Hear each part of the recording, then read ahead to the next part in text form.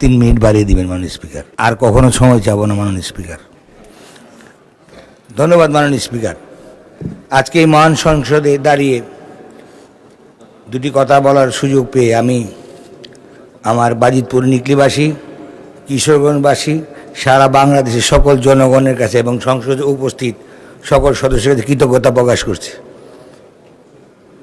মাননীয় স্পিকার, আজকে এই মহান সংসদে দাঁড়িয়ে আমি আমার নির্বাচনী এলাকা বাজিতপুর নিকলির কিছু সমস্যার কথা বলতে চাই।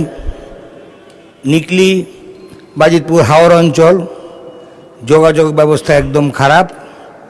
ওখান থেকে মানুষ শহরে উপজেলায় আসতে গেলে নদীপথ কাদামাটি হেঁটে আসতে হয়। রাস্তাঘাটের ব্যাপক সংস্কারের প্রয়োজন।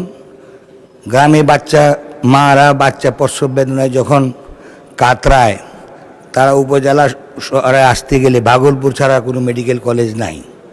গাড়ি করে আসলে রাস্তায় প্রসব বাচ্চা হয়ে যায়।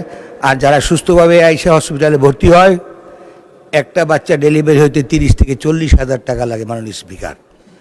তারা এই বাচ্চা মাকে হাসপাতাল থেকে রিলিজ করতে হলে জমি জামা গরু ছাগল বিক্রি ছাড়া এদের আর ঘরে নেওয়ার কোনো ব্যবস্থা থাকে না মাননীয় স্পিকার।